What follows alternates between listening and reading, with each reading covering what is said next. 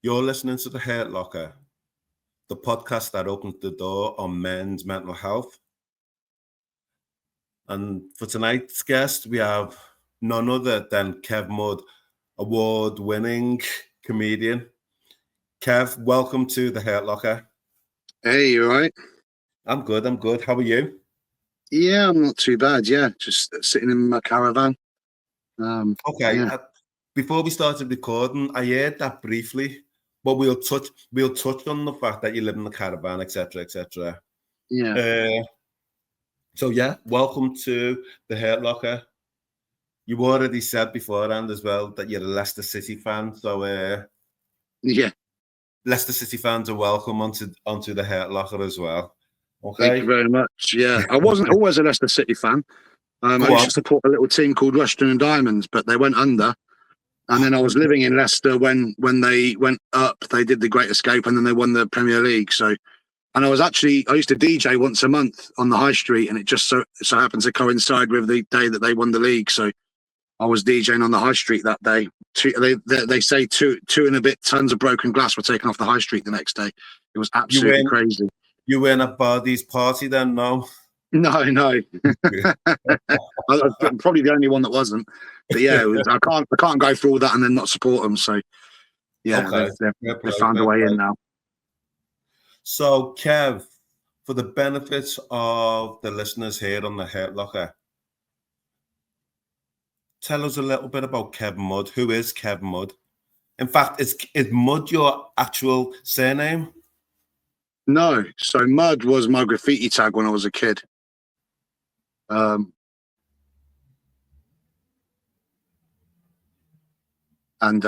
it was like muddy talking and stuff. So like going on, rabbiting on. I've got quite a thing for, just like over talking and stuff. Social anxiety is what it turned out to be when I was older. But when I was younger, it was like life of the party, one of them kind of annoying guys who's just got something to say about everything.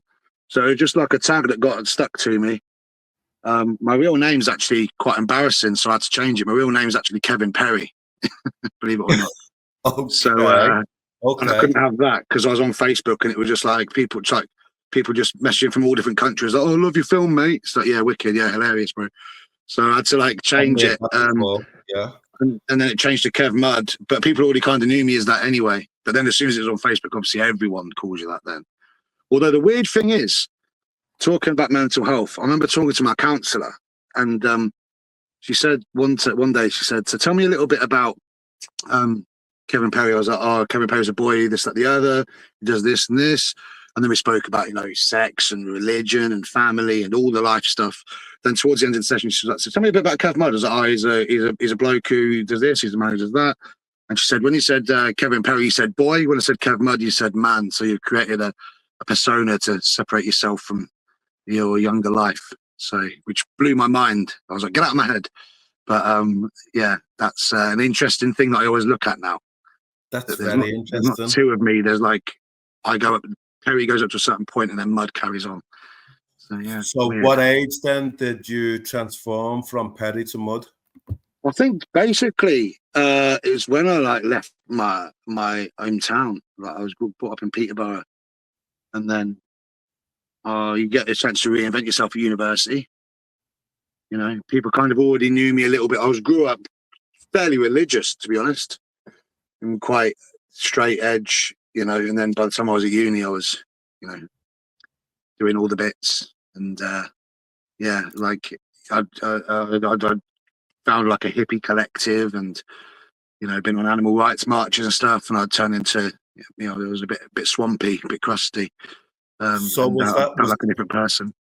Was that uni days? Was that your opportunity to, in the words of our forefathers, to drop out,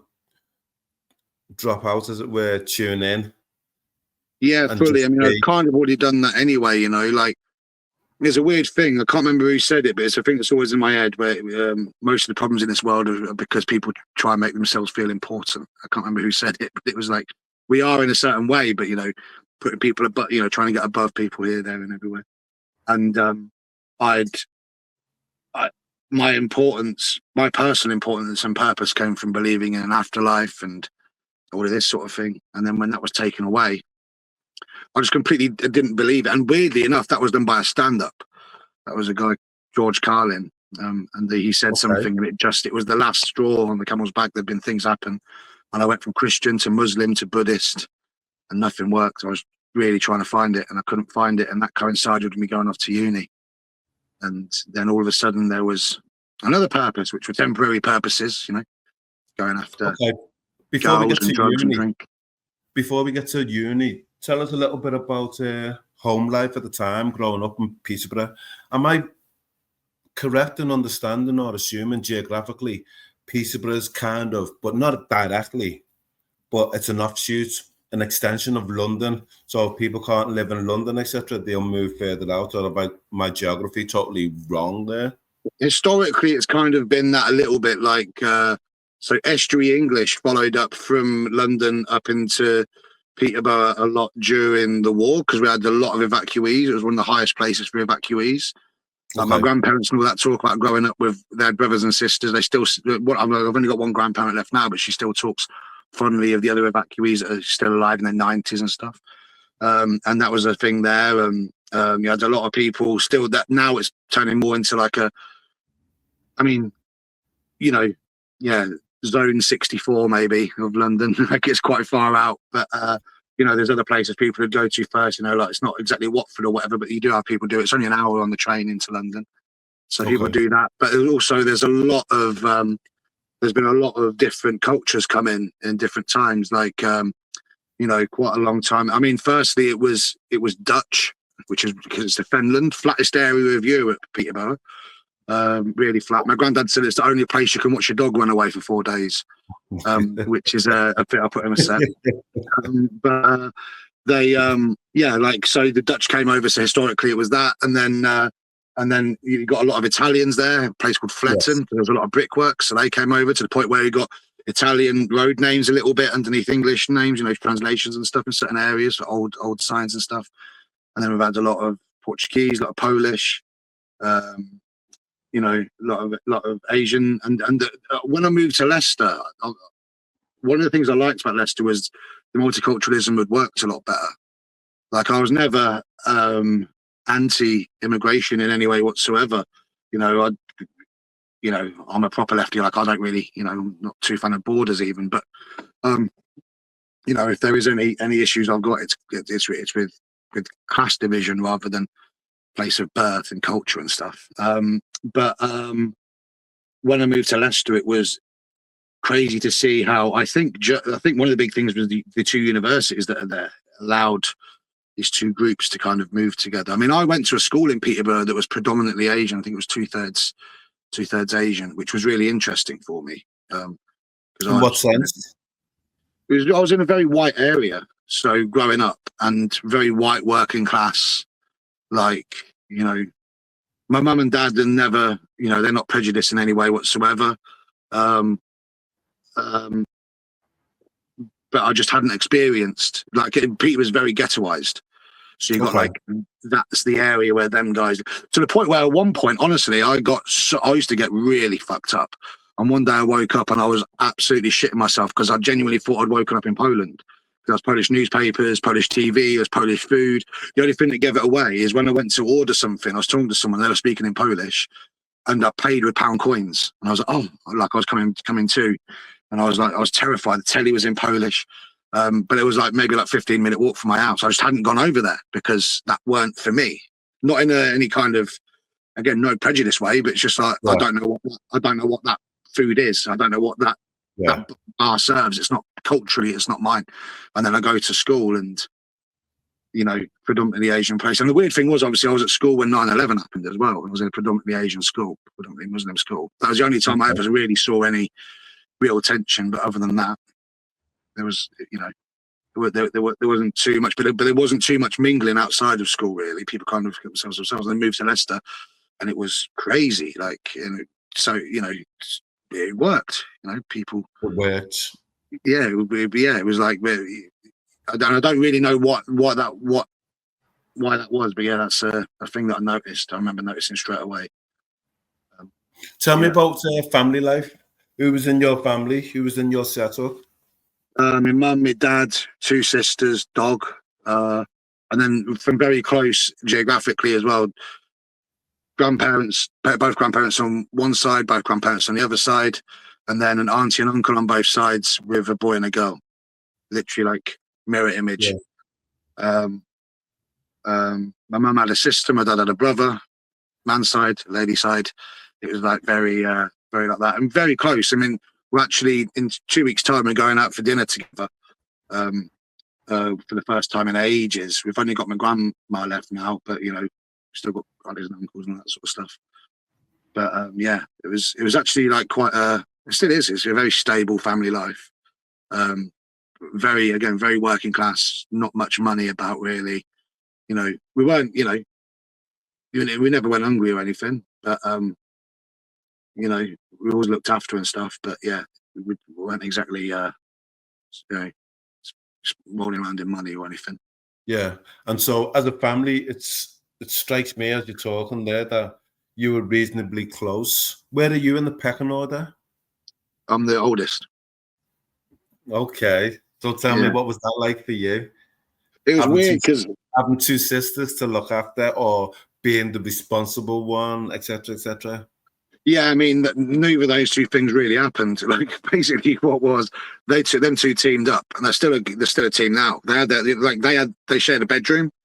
It's only when I basically left that they got one each sort of thing, and they were really close. They still are. You know, they go on trips and things, and it's not that there's any dislike there whatsoever. You know, they're both lovely people, just into massively different things.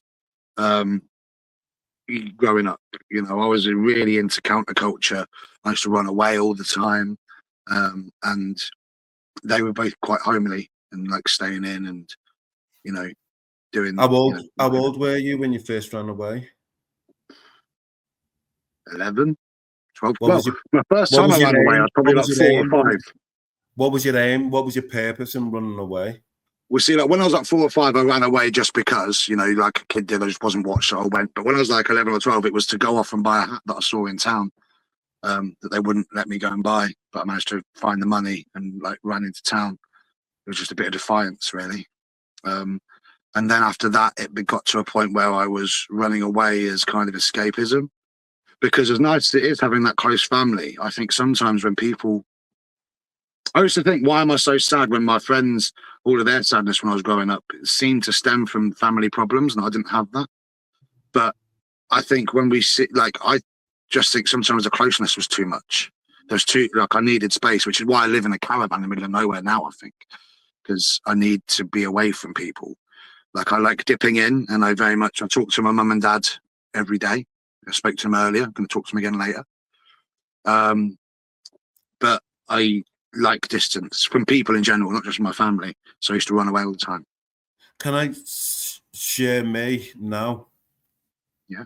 When you spoke about that sadness, that kind of plucked at my heartstrings. You know, you picked up on something at a very young age. Yeah. I think I've always been sad. I think when I was younger, I realized like you're given this Disneyfication of life. You know, I could say it with a lot of stuff from a young age. You know, you've got this Disneyfication of relationships and Disneyfication of purpose and of life and everything. And you know, there's one for you. There's someone out there. There might not be. Actually, might not be. And the purpose in it, you might not have one. You might not find that. You know. And I had that with, and also like happiness. Happiness is the end goal. I genuinely think for some people, if we're talking real, I felt like, and I still do sometimes, that sadness is the default. I'm not on about like massive amounts of like, you know, like being completely heartbroken every day and everything, although, you know, you go through that as well. But just this kind of like, you know, this kind of negativity, this life be getting hard for you. And that contentment is a temporary phase to be achieved is something that I felt from a young age, I think, rather than something that life is. You have this kind of default given to you. Life is, you know, get content, I think that's where my issue with class comes from, because I see a lot of the people who do achieve long-term contentment didn't kind of earn it. It's not a meritocracy. They're kind of given it. And good luck to them. It's just like, can you notice that some of us haven't been given that? Does that make you jealous or envious? It's not necessarily, I mean, it was, but now it's more of a thing where it's like, it's a real dislike of the injustice. Like, I live, you know, in paradise, actually. You know, I'm between two beaches on a cliff top in Cornwall. But for 4 years, I've been a suicide and drug worker with the homeless, told there's nowhere for them to live. Then when I come back to my caravan, there's a full 360-degree view of empty fields. And you think, what? And then my village down in the way, St. Mary's, is 54 or 56% empty now in the winter because of second homes. And it's that. So it's not just based on myself. It's like a real fury with the whole thing. And it's and an annoyance, because it's not difficult, guys. Like, the resources are here. You Absolutely. know, like, it's like, what are we doing? And I just kind of, that's another reason I kind of want to be away from it. I don't feel like I get it. Like, I don't understand why it's kind of how it is. And every element of doing that annoys me. Like, you know, seeing all of this stuff, it kind of annoys me. So yeah, that's been an issue in my comedy a little bit, because it's very divisive, because it sounds like it's a blaming thing. The same thing when you talk about male privilege and white privilege, people get all their hankers up, and it's like, no, you don't understand it. Like, it's not that you've done something wrong. It's that there's a systematic thing in place here. And when I talk about class as well, which is a big thing in my stand-up, some people get their hankers up. But I've learned how to kind of get around that a little bit now. Okay. You spoke previously earlier on about foregoing religion. Yeah.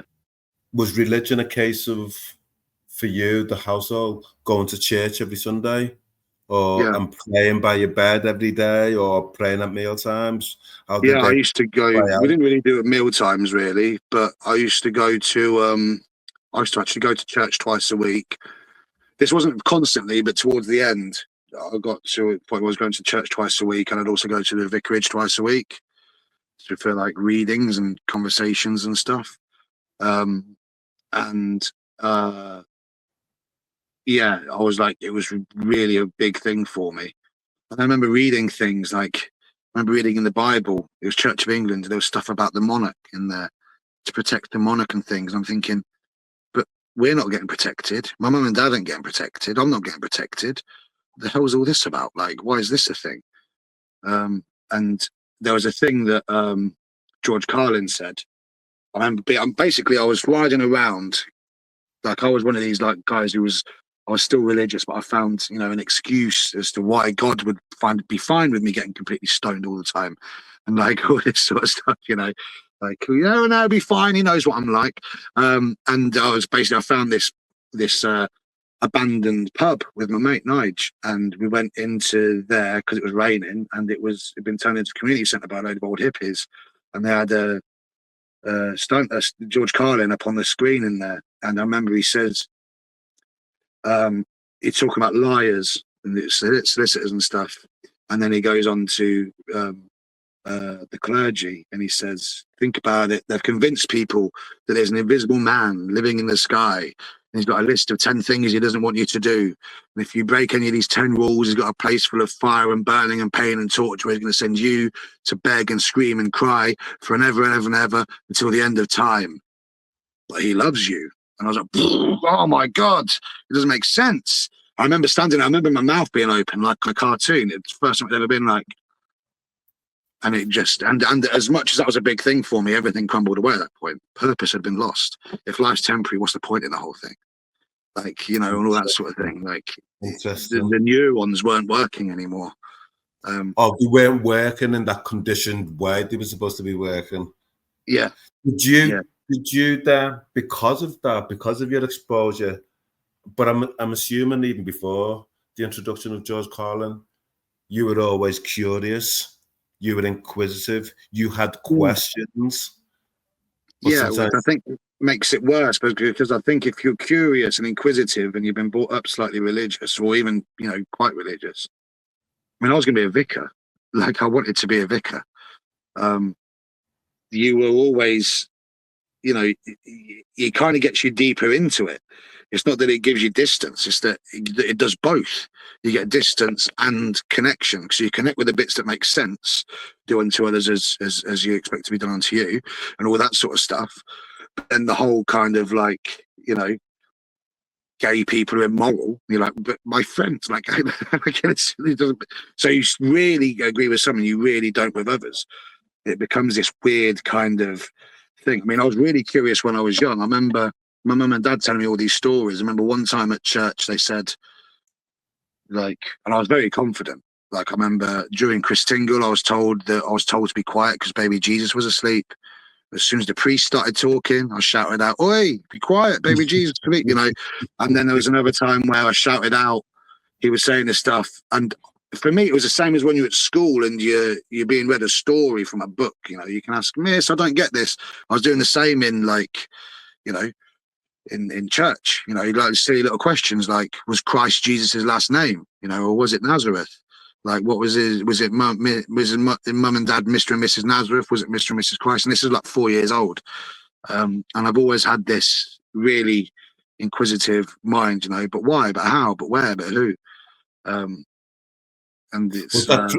did people try to drum that out of you? Did people try to say... Not my mum and dad. Not your mum and dad. But they did at school. At school, I had to sit in the corridor all the time because I wouldn't stop asking questions and talking. So I was isolated from a young age.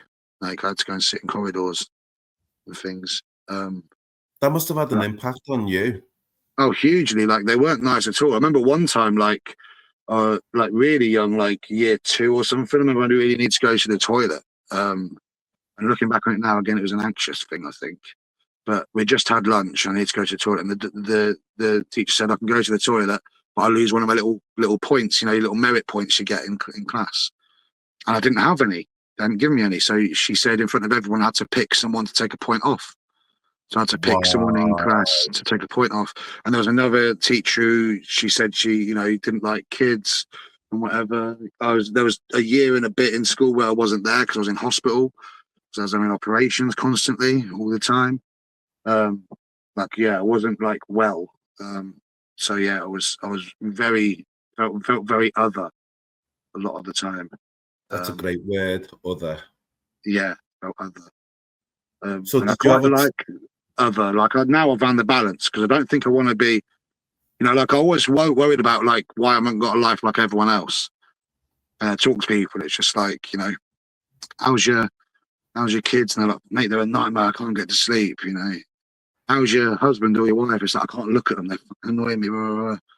So I'm probably dodged a bullet here, really. But on the other hand, I don't want to be completely isolated. So this living in a caravan and being able to go and see people as and when feels like a nice balance. Don't you crave companionship? Yeah, I do a lot. Yeah, but yeah, I feel really, I'm quite intense. So, like, I do crave companionship a lot, but I just see myself as just in the current inconvenience. John Steinbeck said that in society we all see ourselves as temporarily inconvenienced millionaires. That's what keeps capitalism going. And I see that in the same way in a romantic sense, you know, just a temporarily inconvenienced long-term husband or wife or partner. Like, that's what I am. But I've got a few things I'm trying to sort out at the moment. Like, basically, when I moved here, I wanted to do myself in. Like, I'd not been very well. I had a bit of a weird time of it, which I'll get to. When you talk about doing yourself, you are talking about suicide. Yeah. Like, I was so to the point where the first few times it was really scary because I didn't know what I was going through. Then after that, it became something where I was like, right, this is a plan that's at the back of my head. And you know, some people will see it as it's weird because when you get, you know, I've been working with people with suicide and stuff as well, and it's like the people who judge them are people who don't have the same. There's a lot that you don't understand about it, you know. Like, when I got to the point where I was here, it wasn't that I was in like constant like sadness and throes of massive depression. Like, depression's always been constantly there. It's always been there every single day, every second, but you deal with it and you have your ups and your downs and your highs and your lows and stuff. But when I was talking about suicide in this regard, it's like, you know, somewhere with an easy escape. Like, I didn't move to the cliffs on purpose, but it was very, as soon as I knew where I was moving to, it was like, right, that's handy. It was, wanting to find somewhere to kind of, just having that escape. Like, the thing that I always would hate is, like, I'm scared of certain death, but I'm also scared of certain life in a weird way. Like, I wanted to be able to get out of it. I felt completely out of control. And suicide is that, it gives you that element of control if you have that as a plan. The weird thing is here, when I found the cliff that I was going to jump off, I went down to look at it from the bottom. I was like, oh, and I found a little goat track to go down. And when I got down the bottom there, it's right off the edge of my field. There's a rock pool down there that's filled up by a waterfall, like full of starfish that no one really gets to. You don't really know it's there. You can't see it from the land, and it fills up and then sips out into the sea, and it's just like amazing. And that one area of like complete solitude kind of gave me a bit of strength. So my search for a way to end gave me a search for a way to stay in a weird way. Yeah, a protective factor. Yeah, so it's like I know if I go down there, no one's going to know I'm there, and it becomes this little hiding spot. And I think that's, for some people, I don't know, I don't want to talk to everyone for everyone in terms of suicide, but for me, one element was, it was like a forever hiding place. Really, is kind of how I would look at it. You've touched on suicide now, and that, and you spoke about depression. Yeah. You've been formally diagnosed? Yeah, I've been formally diagnosed with depression, loads, How long ago? 15 years old. I'm now 37, 38. Anxiety, ADHD, OCD, currently going through the autism thing. What is it called? I've got a few things. SID,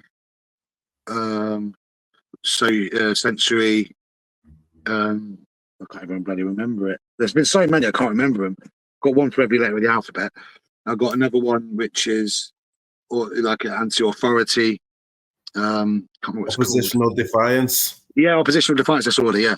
So I got oppositional defiance disorder, SID, sensory. Is it sensory inferiority? It's about not being able to, like, my sensing, I've got sensory kind of things I've been diagnosed with as well. But I think a lot of the time now, what I'm doing now, like, when I got here, which was a bloody whirlwind, ending up here was never the plan. But when I ended up here, it allowed me time to, to think about things. Like, I haven't drank or done, like, this is my only thing, cigarettes. I'm really bad with it, but I don't do like drinking or drugs. Like, haven't done that for 4 years, apart from I did skip on trip up on both of them accidentally, very close to each other recently. Before a gig, I picked up my mate's Jack Daniels and Coke completely waxed, and it was next to my Coke, nicked it. So I didn't like it. I don't like Jack Daniels anyway, even when I'm drinking, but that was mad. And then when I was at Glastonbury, I thought I was being sneaky by stealing a little bit of food from the stage I was working on, and it turned out that I just thought they were brownies. But come on, you were in Glastonbury. Come on. I know, exactly. Yeah, but it was like the lady. I knew the lady who cooked him as well, and I was like, she just had them out, and I thought she wouldn't have them out. But yeah, I was. I mean, there's worse places to be, but luckily I was 3 or 4 years in. But that was all my fault. That was all my fault. But yeah, I've been off all that, and being out here has allowed me time to kind of settle, and now I'm starting to feel like I need to look at the reasons why I'm feeling the way I am and start tackling them, rather than just covering them in either drink or drugs or prescription drugs. Okay. So actually start tackling them. So you've been sober, aside from the mud cakes, for about 4 years? Yeah, 3 or 4 years. Yeah. Okay. Well, actually, it's gonna be. So when was it? It was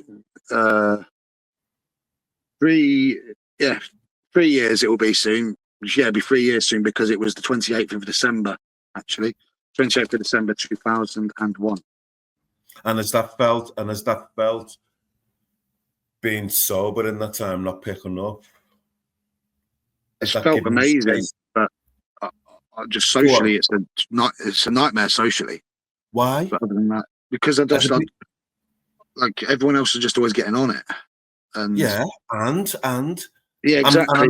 I'm not being smug here, but sometimes doesn't it feel great to just observe? Oh yeah, I feel so much better in every way.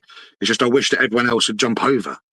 Like I don't go around preaching or anything, but it's like, guys, like, instead of like honestly, like where I live, it's absolutely gorgeous. We've got lighthouses, shipwrecks, all this sort of stuff. And then it's everyone's paying £7 a pint for like a lager to go sit in the bloody beer garden around the car park in the village. It's like, what's everyone doing? Like, can't we go out and do something? Why don't we fall asleep on the beach, take some music out there and stuff? Do a bit of thinking and things, which is why I really like now being in a creative environment as well, because, I'm now, surrounded by people who are a bit creative, and it's a big part of my life as well. So I suppose in a lot of ways you've been able to look back and that through a long period of time, you were self-medicating. Oh yeah, fully. I think everyone else is pretty much. To escape you or to escape the world that we inhabit. Yeah, for sure, to escape me. Yeah, to escape me. I mean, I remember my girlfriend, like, coming in, this like nice girlfriend, Lithuanian girl. She was lovely. She really helped me out. We lived together, but we had separate bedrooms. And she said to me at one point, she said, "Do you ever feel bad, like when I have to like leave the conversation a bit, when you're being a bit like manic and over talking and stuff, and it's getting a bit much for me? Hope you don't feel bad." And I said, "I don't feel bad, but what you got to remember is you get to leave the room. Like I'm stuck in the room. Like I'm here the whole time. Like I can't get away from it. I'm not just over talking to you. I'm over talking to me. I want to stop, but I'm anxious. I can't do anything. I don't know what I don't know what's expected of me. I don't know what I'm meant to be. Whether I'm meant to shut up, whether there's meant to be silence, whether you like me, whether you don't like me. There's all this panic all the time. And you leaving, you get to leave that behind. I'm just there constantly all the time, still with it now. Does that feel, for me, listening to you talk, it feels kind of scary in a lot of ways? Oh yeah, life's really scary. Like I'm always scared of. I'm like constantly worried about stuff. Like I remember this one time where I wasn't worried for about 8 or 9 seconds. And I remember I was like 16. I was just going into that weird like summer holiday that you have, which is like the long one because you got your exams as well. Yeah. Thinking this is probably the longest amount of time that I'm going to have no responsibilities for. Like enjoy it. And I remember laying down on my bed with my window open, the wind blowing through on the sunny day. It was lovely. Like not thinking of anything. And then all of a sudden you could hear someone fighting down the street, like really rough street I grew up on. My front teeth are fake. Like they got hit out, smashed out with a brick when I was like 17. I've got a knife mark on my back. I've got a cut on my leg. Yeah, like mad place growing up. You could hear like dogs being set on people when you go out to play football. It's a massive like traveller site, and you'd hear dogs being set on people sometimes and things like that. Like mad place, crazy. So yeah, even that was like a few seconds. Oh, for fuck's sake! Just yeah, I'm in constant fight or flight. Thing is, I found a way to like flight. I'm in my caravan. Yeah. Tell me about uni and joining in the counterculture and foregoing religion. What did you study? Well, I basically, when I first got there, I was still semi-Buddhist, really. So I'd still go to, meetings and stuff at this monastery. Well, it was a house, but he turned his lounge into this thing. But all intents and purposes. And but yeah, that soon went. But also, I went when I was 22. Okay. So everyone else was 18, and I very quickly fell into a really nice relationship for a year with this girl, and she gave me real stability and stuff. And she was my first proper girlfriend who was like really nice to me. And then as I moved forward, I was doing radio basically, and which is a weird thing to have done, but it makes sense because I always used to record stuff. Even when I was homeless, I used to record stuff and things. But because I'm not very good at reading and writing and stuff. But when I was there, I set up this thing called the Mud Collective, and we set up a radio station, a record label, like an online record label. We had a big club night every week, and it got to the point where that was more important to me than uni. But I learned a lot at that point, and also I learned a lot about valuing myself in a weird way, but through other people. I didn't value myself through myself. Okay, can I ask you the question? Yeah. You started uni. You were a bit older, 4 years older than the average undergraduate. You get into a relationship that lasts for about a year. Did that relationship end because of you? Did you push that person away? I'd say so. I'd say it got a bit just, I weren't ready. I weren't ready for a long-term relationship. Like, I can't really remember, but I remember it ended messy. Like, I remember as well, at one point, I broke a toe eventually on my left foot, because remember I went round to walk past her house after split up, and her front tire was flat on her car, and I remember her coming out, and I just knocked on the door and said, "Your tire's flat. Just thought I'd let you know." And she thought that I'd like flattened the tire, and for someone to think something like that about me, and I remember going around the corner and be like, "I can't believe you'd think that." And I hadn't done it. I genuinely didn't do anything. Didn't it? Yeah, it really hurt. So I went around the corner and just like booted this wall out of frustration, and then all of a sudden I had a broken toe. I was like, brilliant, yeah, wicked. You know, like really dumb stuff. Like I don't think, apart from like occasionally standing up for myself at school with bullies, and that was very rarely. I've never hit anyone. There's only one time I've actually hit anyone as an adult, and it was when I was DJing at Vodka Revs in Leicester. I went to the toilet with a long song. I put on was it Michael Jackson, Don't Stop Till You Get Enough on. It goes on for ages. You can have a piss and a cigarette. I remember putting that on, and some guy came barging into the toilet. I had a tie-dye top on, and he was like, "I fucking hate hippies," and started punching me. And I remember turning around and headbutting him. And then I immediately apologized profusely. I did it as a defense mechanism. I was getting punched in the head. And I apologized profusely. Weirdly enough, a few years later, I'm sitting opposite him. And I didn't know it was him at the Gene Wilder Tyson Fury fight, watching it in the pub. All my Tyson Fury just sits up out of nowhere. And we were talking, and he goes, "You were that guy." And I was like, "What?" He's like, "You like headbutted me, broke my nose." And he actually quit drinking that day. So I've got a magic head. So the only time it has happened, you know, I've been very lucky. The only time it has happened, actually had weirdly a positive outcome in the end. What had happened apparently was his mum had died that week, and he just was going out trying to fight people. Yeah, and I was just in the wrong place. But he was proper attacking me. Like, he smashed my phone, ripped my shirt, and I had my penis in my hands. I was having a piss. Of all times. You know, it was horrible.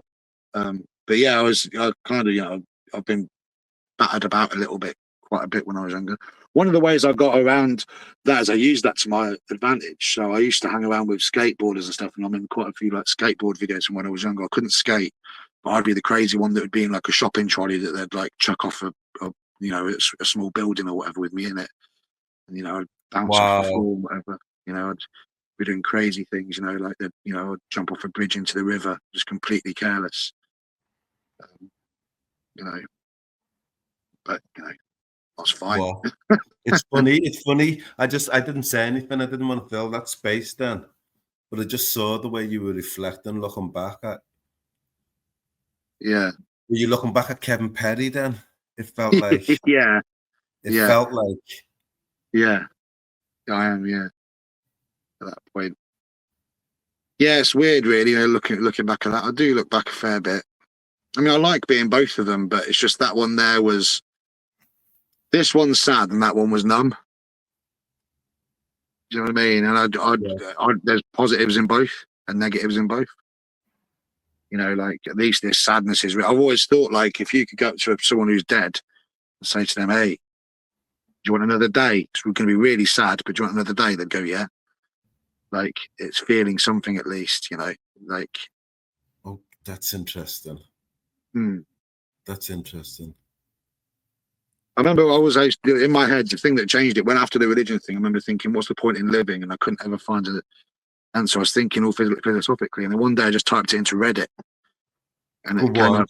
I typed in, what's the point in living? How do I respond to this? And someone put as an answer, what's the point in dying? I was like, oh, fuck. Touche. Touche. Touche. But it's a big thing for me now because when I started doing stand-up, I was talking about being homeless and stuff. You were homeless for how long? On and off for quite, like, so if I added it all up together, like sleeping outside and stuff, I reckon it's coming up to 2.5 to 3 years. But that was in blocks and bumps. That was me running away and hiding and stuff. So sorry to butt in, but running away from, hiding away from what? So basically, my first time I tried to do myself in, when it didn't work out, I'd left notes and everything everywhere, and the police found me. And then it weren't my fault it didn't happen, basically. I did really want to do it, but it was like, it just didn't work, basically. And then the police found me, and instead of helping me, because one of my suicide notes was a text message, which caused distress, they arrested me and charged me with misuse of communications under the Misuse of Communications Act. So I got a £75 fine and a criminal record. What other you got? Okay. And at the same time, I was having to deal with my entire family having found these notes. Oh my God. So I was already used to kind of running away and getting stoned and stuff because I couldn't really do that at home. You know, like it wasn't like, you know, they're all still quite, you know, they're very sweet, quaint family really still. But, you know, that's just how it worked. And then it became a thing for me just to be able to kind of like run away. And my best mate was homeless. He still is, like he's schizophrenic. And, you know, I kind of wanted to know what it was like for him. So it was like a way in. And then as soon as I'd broken the seal, like when you're homeless, I think on your first time you drink cider by the bins, it's depressing and embarrassing. On the third time, it's Tuesday. You know, it's just a normal fucking whatever. And it's the same with like going homeless. Like people think about being out on the street or whatever. But my go-to place was Covent Garden. Okay. I'd find a way going down there, and you know. Because weirdly, you can be around a lot of people in Covent Garden, but no one's looking at you because there's so much going on. Yeah. You fade into the background. It's like watching TV while being on it. It's a bit weird. You know, I was just an extra the entire time. So that was my kind of thing. I'd run away. And this was me running away, this caravan, but this was with a bit of money. I ran away with a bit of money. Not a lot, but enough to be able to run away cleverly. I was living with that. Feed yourself without begging, etc. Yeah, exactly. And the weird thing was, I was living with that Lithuanian girl, and then that didn't work out. Basically, just before lockdown, still good terms and everything, but she was like, love of my life at that point, but also logistically half my rent. So. Yeah. I had to move out, and I went to Gumtree and moved in with these random people during lockdown, and it ended up being a crack house, which I didn't know about. They was all doing crack, so I was like locked in during COVID in this crack house. They were smoking crack and watching Poirot every day. And And yeah, mad. And I was just in this room, like smoking weed, getting paranoid. And genuine true story, I put a rant up on Facebook, which is always a sign of good mental health.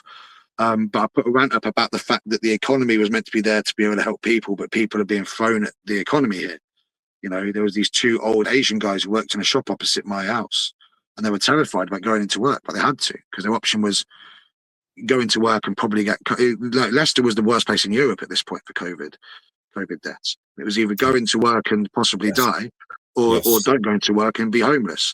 And then my thing got picked up by the Guardian, and I ended up becoming an undercover reporter for the Guardian during lockdown. And I broke a story about a company called Boohoo, and it helped take 1.5 billion off their share price. It was on all the front papers and everything.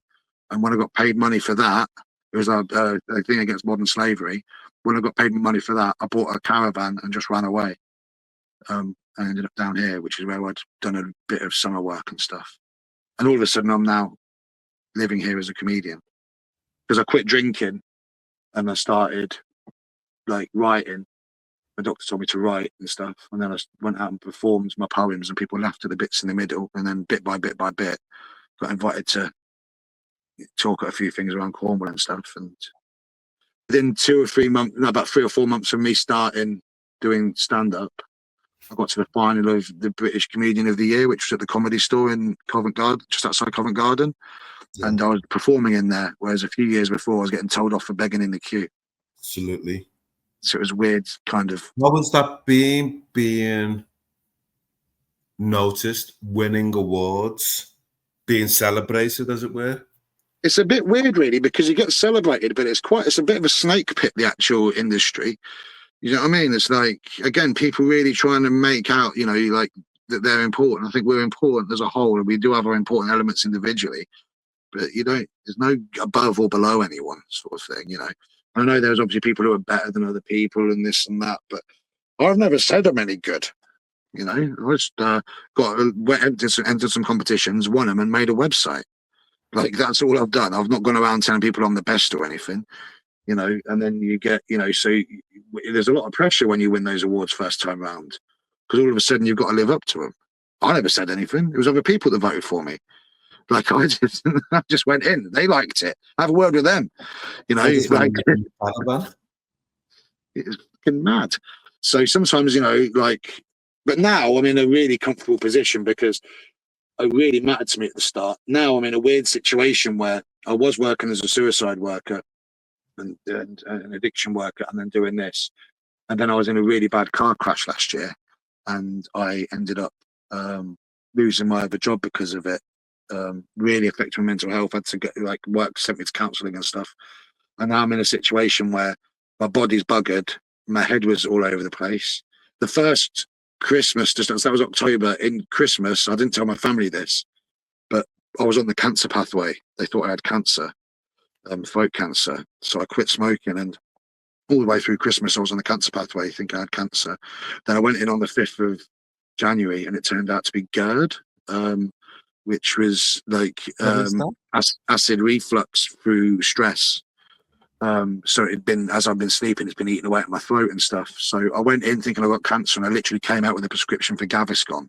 But the entire Christmas, I was like, this is the last one. This is it. I'm fucking done.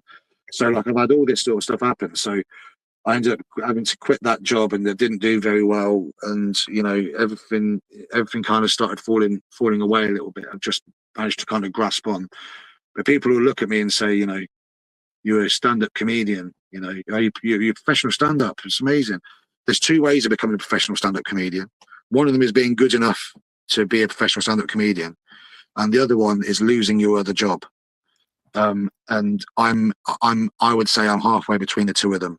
I would say I'm not fully there yet because I've only been a few years in, but also it is my only way of making money at the moment. There's no other work down here because I crashed into it was a drink driver that smashed into us, wiped out 4 cars, and she, you know, she got a £200 fine, and a lot of us have like lost loads more than that sort of thing. So we go like that really affected me, and stand-up's kind of been the only thing that I've had since then. But I'm going all over the place. Like, I'm at the Isle of Wight next week. and doing a lot of the South Coast. Last week I was in Newcastle and stuff. It don't pay what people think it pays, you know. I'll go, clearly gigging like Newcastle or whatever up that way gave me 200 or 250, 200 or 250 quid. But if you're taking your fuel out, getting up there and back from Cornwall, and no, I'm sleeping in the back of a Ford Focus. Was that, sorry? There's not much change there, then, is there? No, exactly. But you still get, you're still doing a professional, you're still a professional comedian at that point. I had a load of other gigs booked in up there. They got pulled, not my gigs, but they were like, I was on compilation shows and stuff and circuit gigs. The venue changed and something else and blah, blah, blah. And it's really hard for me to get other gigs up there because I'm so far away. I don't know people. So all of a sudden I said yes to one gig, doing the same thing with the Isle of Wight now. I was meant to have a gig in Southampton and Portsmouth. They're falling by the wayside. So now I'm going into the Isle of Wight with no other journey. But I'm making it work, and it's given me purpose. It's allowing me to communicate with people. People finally want to hear stuff. Yes. And when I first started talking about homelessness, it was this dark rock that was in my head. The thing about being, having nothing, and being homeless and stuff. And then when I started making jokes about it, and I wasn't belittling the subject at all, but when I was joking about it, like the way I describe it as flowers all of a sudden started growing on this rock. Which is why I've now set myself a challenge of getting people to laugh at my suicide attempts, my first suicide attempt. And people do. The weird thing was I performed that in front of my family a few months ago. Go on. You're laughing now, but go on. You must have been nervous as hell. Yeah, it was the worst one I've done. This by far, it was the worst one I've done. Just speaking like technique-wise and everything on that half, it was the worst one I've done. But also, I didn't know. For me, it was this huge thing in my head. Like this big thing of shame. And I remember talking to it, all of a sudden it got us talking about it again. And I spoke to my mum and my dad. My dad said, my dad said, oh, that thing. Oh, what, when you wrote those letters? And I was like, no, when I tried to kill myself. And he hadn't processed in his head. I still don't know whether he fully has now. I was genuinely going to try. Like I was genuinely trying, and I had done afterwards as well a few times. But that blew my mind because to me, they were going around like, my son's tried to do this, and I've not been able to talk to him about it. But my dad never even thought it was a real thing. My aunt and uncle didn't know about it. I left them a note. They didn't get the thing. I don't know if they they never found them apparently. My grand did know. My cousins didn't. So before the gig, I had to go around people's houses and say, by the way, you're coming to see my show. I just need to let you know what it's about. And I want you to know these things. And I was going around with this idea that, people were worried about me and the perception of how they'd seen me when half the family didn't know. So that was crazy for me. That's definitely. What about your sisters? My sisters didn't come to see, and I've not spoken to them about it. But they know because they were there, so they know fully. But another thing the police made me do as well. One of the reasons I know that people know is when the police took me home after they found me that day. They made me ring my grandparents up and apologise in front of them. Oh, come on! Yeah, man. So I remember, so I know what it sounds like for my grandparents to cry. So yeah, that weren't great. But all of that, is the start. There was a few other bits as well, but that was the start of me just completely kind of losing it. Yeah. But I'm getting there now. I'm now on, this crash recently has knocked me back. I'm not going to lie. It really knocked my motivation and everything. But I've hit a turning point recently. It's been a year and a bit now. Hit a turning point. Things are looking up. I'm putting my effort into stuff again. And I'm also booked in for bariatric surgery. So I'm a big old boy. So soon that'll my body will start. I need an operation on my knee, operation on my back, booked in for bariatric surgery. But I'm understanding my brain a lot more now, and I'm really enjoying. The other day I did something I never thought I'd be able to do. Like when you're doing stand-up, your friend is the the stage and the distance between yourself and the audience and your microphone, you can get away and separate yourself. Whereas the other day, I turned up to this pub and nothing worked, so I just stood in the middle of this pub with a log fire, like leaning on this chair, and just spoke to them, just spoke loudly like they would have done back in the day. You know, I had the confidence to be like, and it went down really well. I had a guy early on, I was sitting down having a cup of tea in Newquay, and a builder came across the road. He was like, I was in the pub the other day and I saw you. You were hilarious. So there's a lot of good stuff going on. Good. Tell me about therapy, attending therapy. How was that for you? Therapy, the first therapy was, I felt like it was going absolutely nowhere, but it was soon after that I ended up quitting drinking and drugs and stuff. So she did well. Isn't that interesting? You thought you were getting nowhere, but soon after you quit drugs and drinking. I was just ranting and raving, and all of a sudden it all kind of made a bit more sense. But she was a student counsellor. She was in her last year of this course, and then she finished, and I couldn't afford to stay on, so they gave me this other person. No word of a lie, she was doing work on me in terms of attachment disorder, and she kept not turning up. Yeah, exactly. It's like how ridiculous is this? And also in Cornwall, it's not like you live in a city, it's like 20 minutes away. This is in Truro. You know, like this is an hour and 20 minutes one way. Yes. So it's fucking annoying. So I ended up going back to see the other counsellor when I had my crash. Where I worked, they could see a marked difference in me as a person. They saw that I was extremely depressed. My motivation had been sapped. Like it was like just like another thing, like it was the straw that broke the camel's back, and they paid for me to go to counselling, and they got me the same one. So I went back to see her, Tracy, and it's only recently, because I can't afford to carry on, that we've kind of stopped. But you know, I say recently, you know, fair few months ago now, but like, yeah, I noticed that I'm not talking to her. Like I noticed it, but she has given me some tools to be able to get on with stuff a bit better. And I think we need to do it all the time. I remember talking to my friend. I've got some Icelandic friends, and one of them said to me, "You're funny, the English." I was like, "What do you mean?" He said, "You go to the gym when you've had a heart attack, and you go to a counsellor when you've had a breakdown. And he's like, you need to go to a counsellor all the time, and then go to the gym all the time beforehand to stop it." And you know, it makes perfect sense now. But unfortunately, I'm the other side of I'm the other side of obesity and mental breakdown. So like, it's helping, but yeah, that horse has already bolted. It's not irreversible though. No, for sure. Yeah, I know. I can definitely go, and you know, these things are temporary. And this is what, like, in terms of me having that companionship and stuff, I am after it. I know I'd be good, you know, in that scenario. I'm, you know, a lot better than I was mentally, but yeah, I've got the last few little bits. If something pops along in the meantime, wicked. But I'm not looking until I've got my last few steps done a little bit. I've got a little tick list. Can I ask, who's the most important person in your life? Oh, that's a tricky one. The biggest effect I had on me was, I mean, my mum and dad goes without saying, but I had my granddad. He was massive. But he's not about anymore now. But it's weird that you say that, because I don't think there is anyone, like, specifically. Like my mum and dad, for sure.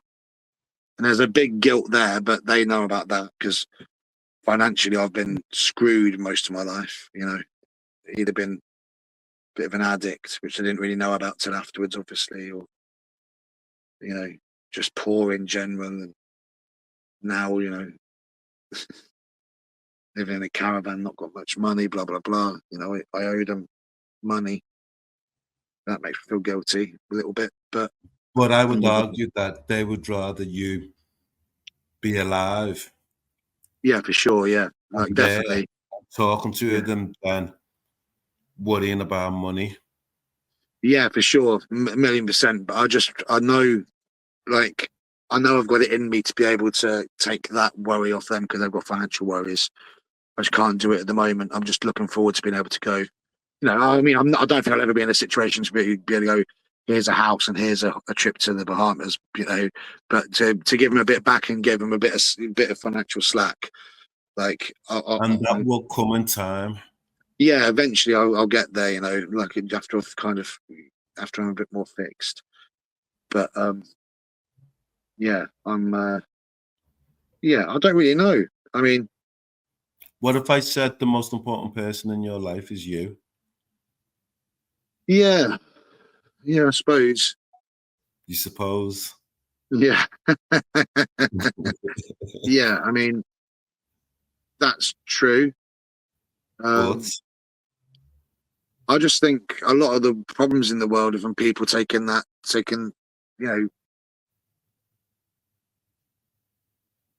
I find if the most important person in the world is myself, then, which I get, and I'm not going to disagree with, but just in terms of devil's advocate, why are all the best times in my life when I've looked after other people?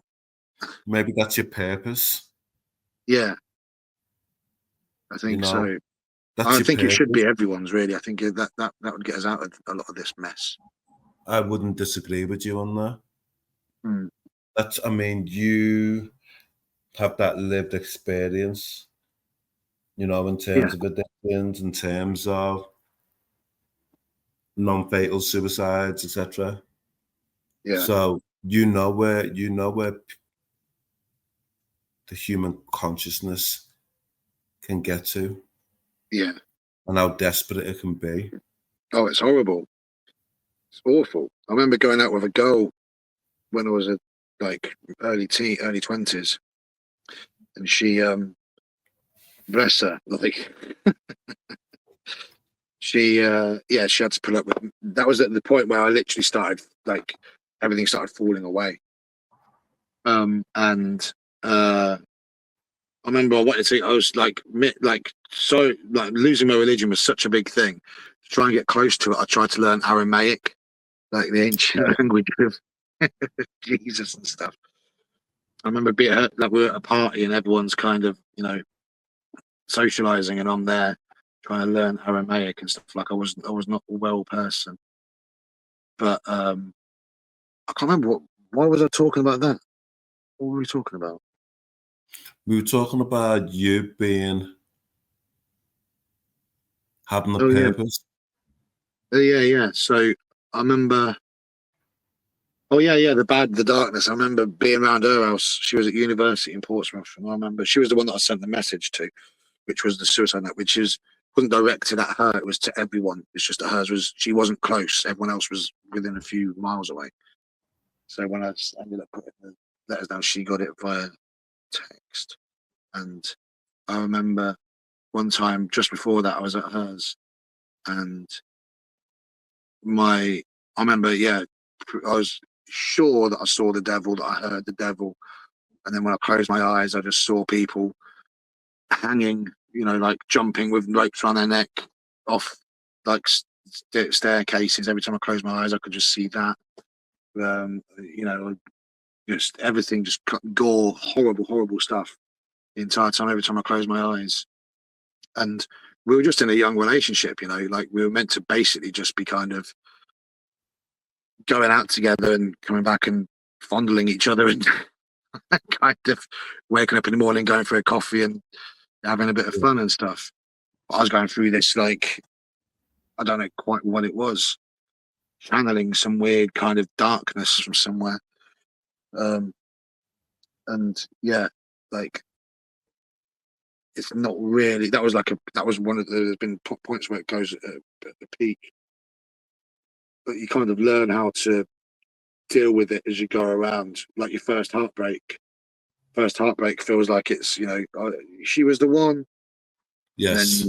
Then your second one, you're like, well, second time lucky, it's sad when this one's gone, and then 5 or 6 in, it still hurts, but you just go, oh, all right, well, I've been here before. It's the same with your heads. I think depression in a weird way, is kind of heartbreak from yourself a little bit, and you kind of learn how to find yourself again, heartbreak from yourself. Yeah. So what's next for Kev Mudd? I need to sort out whatever this problem is. So my knee is killing me. I can't really walk anywhere. It's been a year of me not being able to walk anywhere, and living out here is an absolute nightmare with that, because I live here for a reason. It's not because I've got access to nature. I've not been able to do anything, not been in the sea for a year, for over a year, not done any of this sort of stuff. So I need to get that all sorted. But I want to start. Well, I touched on the fact that I made a collective when I was at uni, and I really like that.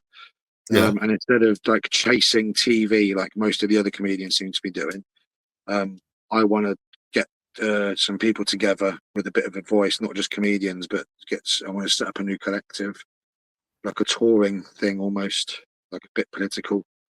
Trying to get out there and get talking to people. You know, if we want to talk about suicide, talk about it, including joking about it, like not doing it down or anything like that. Being very, respectful of the whole thing. And the same with like things like homelessness and poverty and identity, and talking about all these things. Energize a few people. That's what I'm kind of after doing. Good. Yeah. Have you got people around you? The village are nice to me, but when I had my car crash, there was people coming up with like cooked dinners and things. But I've been like, since the crash, I've been isolating myself quite a lot, and I'm just kind of coming out of that. Are you coming out of it, because that feels like a little rabbit hole? Yeah, it's not good, and I am coming out of it now. Absolutely. And I need to, and I've been, I need to. It's been, I mean, especially out here. I mean, if you don't want to see anyone out here, it's very easy not to. Absolutely, it is. And with that collective, I mean, that gives you a focus, a vision, a direction of being able to channel your energies. Yeah, I mean, I met this this person came up to see me in. Well, they didn't come to see me, but they saw me in Bristol the other week, and afterwards we were talking, and they were someone who had been arrested. They're an artist themselves, and they'd been arrested in just some of the Just Stop Oil protests. And I was really interesting, just talking about the story, and I was saying to her like, but it's gonna it's interesting. How do you get around the fact that that's like permanent? And she's like, you kept trying to kill yourself. That's not fair enough. How do you not understand that? But yeah, and it was just interesting how we were both saying that at the moment one of the big problems is we're going out and performing, but we're performing to, a lot of the time we're performing to people who have got money to burn. There are people who are going out and spending 10, 15, 20 quid on a stand-up night somewhere, and they're not the people I need to kind of, great talking to them, but like there's an impoverished section of the country that needs talking to and needs bringing together. Why does the impoverished section need talking to? Because they already know there. I think there's an they need energizing in some way, from what I've seen. Like, I think there's a lot of people who are sitting there and feeling like they're not part of a thing, and like almost like a unionization of people in a bit of a way, and so you're like getting things going, rather than just saying, look, these things exist, these movements are here. I'm going around and starting to energize movements in different areas. That's kind of what I want to do. Okay, but the reality on that, we can have a separate discussion on all of that, but I would say the reality on that is, first and foremost, they want to be fed, clothed, have a roof, and they haven't got the energy for anything else. No, for sure. I don't mean necessarily impoverished is probably not the right word in terms of that. Like, I don't necessarily like there's still people who have got. I mean, that is completely true, and I'm completely with you on that. But I just think, like, for example, there's a union at the moment that I'm doing some work with called Acorn, which is a housing union. Okay. And they do really good stuff for like people who are renters and stuff, and they're the people who are pushing to get like the Grenfell cladding off things and work and dwellers' rights and things for people who are renting and stuff. Kind of one of the things I'm good at doing is going around with some stand-ups at different, like I think we picked up 4 or 5 cities, and we're going to just put a show on there just to basically let them know that Acorn exists. So get people to come to let them know it exists. So a bit more of that kind of thing, like pulling forces together a little bit, like creating a day or two of kind of celebration and art and music and stuff. Okay. I don't quite know how I'll make it work. No, I'm what I'm hearing is that creation, that allyship. Yeah. Letting people know that there's other people who are here with this. But they're not alone. Yeah. Yeah. No, I get that. And also, I'm trying to put together a collective of people to kind of go up to the Edinburgh Fringe, but don't do the Edinburgh Fringe. Like, I found come on, what's you thinking about that? It's a completely ridiculous amount of money to be able to do any of that sort of stuff, and you haven't got to do it anymore anyway. It's like I don't think what they realise is just which directions that's going in. Like, you have these thousands of pounds just to try. I remember there being privy to a conversation between 2 big stand-ups. One's a lady called Callie Beaton, who's been on QI and stuff a fair few times, and there's another guy called Andrew Mensah, who's like a Black London act and very much of that culture. And she said to him, because they got the same agent, they were saying, like, are you going to go to Edinburgh or whatever? I don't know whether he did, but one of his points was, he said, my audience isn't up there. Like, my audience, they're not going to go. And he said, for 4 or 5 grand, you know what, I can go on Instagram for that. Like, in terms of like fans and followers and stuff. Like, my answer hasn't left the seat. Like, I'm still in East London. Like, why would I go up there? And I think it's going to be it was always been quite bad, but it's so bad now. It's going to be so white, so stale, so narrow in terms of the voices moving forward. I want to go up there and go up with a different model. So I'm planning on going up. I've got my bar license, and I want to go up. And I've got a squat that I've been talking to people about. A very safe squat. It's been looked at and everything. I know people have been living there for a good while. So they've got basically free accommodation. We go up as a bit of a group. Got a venue. We put a bar on in there, and then everyone does bar work and they do the performing on the stage, and we all take an equal share of everything after things have been paid for. Like product and whatever. We all take an equal share. So you take home the money that the thing has earned. You've been part of the thing.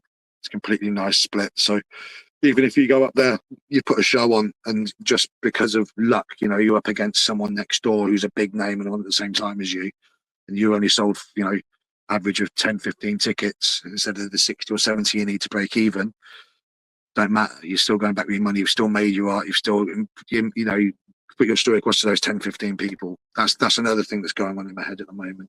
Okay. That does sound great. Yeah. That's really, really.